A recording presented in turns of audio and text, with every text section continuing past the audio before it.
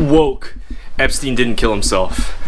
If you look at that picture of Trump and Epstein, there's every reason in the world to believe that a lot of men, including Trump, wanted him dead.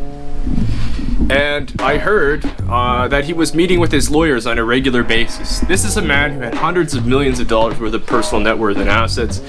He had a team of lawyers that were all ready to do what they needed to do to make that money in defending him in a court of law. And if he had just sat there in his cell, I'm sure that on appeal his sentence could have been reduced, possibly.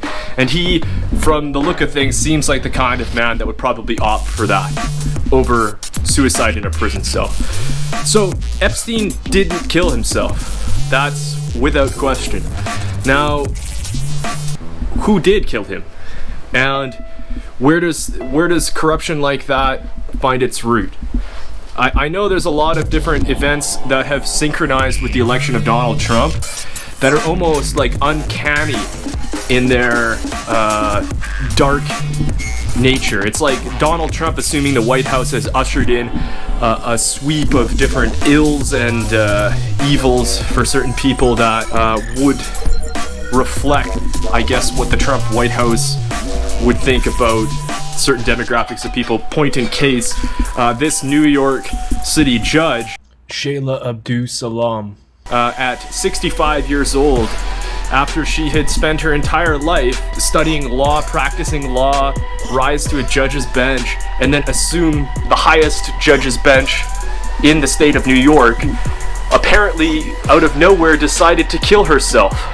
Which seems kind of strange. Now, I'm not suggesting that she was murdered. I don't have enough evidence, or I haven't investigated. I don't have the resources to investigate it to the point where I could make that assertion one way or the other.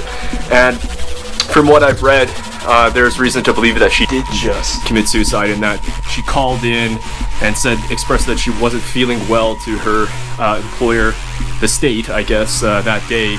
And her husband was there with her at the home and said she just left and went on a walk and threw herself into a river. But, you know, it did happen about a year after Trump assumed the presidency.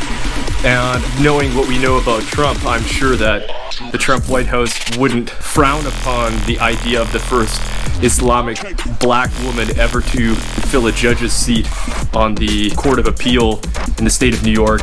I'm sure they wouldn't frown upon that happening to her in consideration of what the demographics that support the Trump White House look like. And yeah, I just wanted to say another conspiracy theory that I have in mind is Anthony Bourdain. Now, if you look at episodes of Anthony Bourdain's show, he goes everywhere. In a couple episodes, he goes to Russia. And in one of the episodes specifically, he badmouths Putin. He called him he said he was short, and he badmouthed Putin. And, you know, I don't think it's any stretch of the imagination for somebody in Putin's position to take that kind of thing really seriously and just have a couple of his ex-KGB operatives plan something against Bourdain. The next time he's in Paris, make it look like a suicide. You know, things like that. For men like Trump and men like Putin, that's not out of their scope of capability. So I definitely think that's something to think about with regard to Anthony Bourdain's mysterious death. He seemed like a man who was very, very passionate about life, passionate about food, and does not seem like somebody who'd just randomly kind of decide to kill himself. But I don't have really intimate details about the coroner's report on that, so again, you know, this is just purely speculation, but it is rather strange that somebody with such contrasting political views to the Trump White House, the Trump presidency, would also, upon his assumption of the presidency, choose to kill themselves. So, you know, like, I think a lot of Anthony Bourdain's political views would run in direct opposition to the ideological perspective of the Trump White House.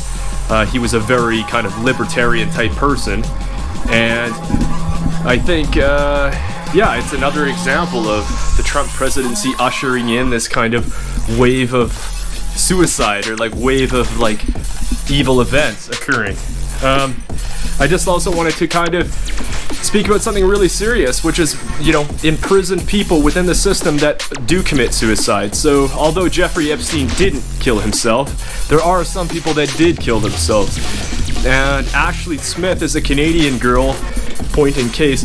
She was a First Nations Canadian girl who, had psychological issues from a young age, was disobedient from a young age, and because of the mistakes of people that are tending to her imprisonment, and I guess because of excessively harsh treatment, this girl killed herself as a teenager. At like 18 years old, she decided to kill herself.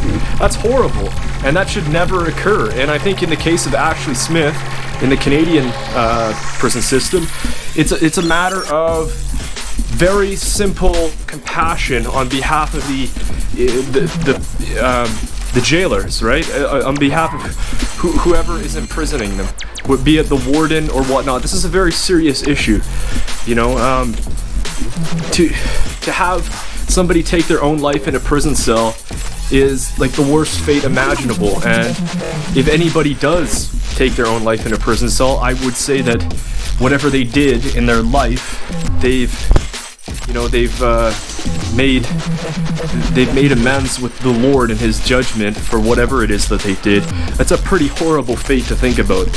And with regard to Ashley Smith, a 18-year-old teenage girl committing suicide in a Canadian prison cell, as a First Nations person who was plagued with mental issues and raised in a foster care home and things of that nature, I just think, maybe the matter of life and death for somebody in Ashley Smith's position would be like an extra blanket, or a book, or a kind word, or something to these people that are being put in the world's most atrocious living circumstances.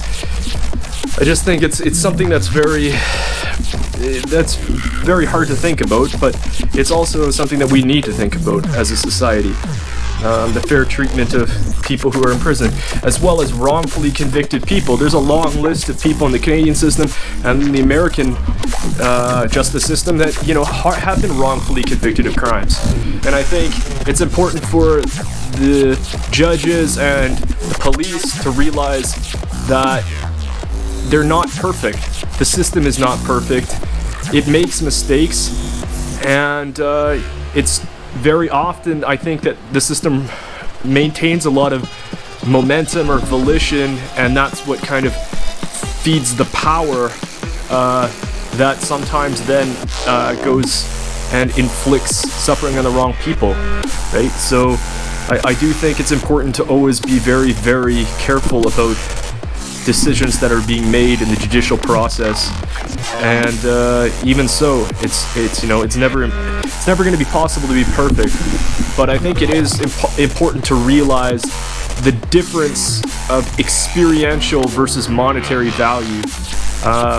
You could compensate somebody in the ballpark of millions of dollars for a life spent in prison, but at the end of the day, there's no real way to give them their life back. No matter how much money you give them, if you've taken all that time from them, it's just it's beyond quantification, I think, in some respects.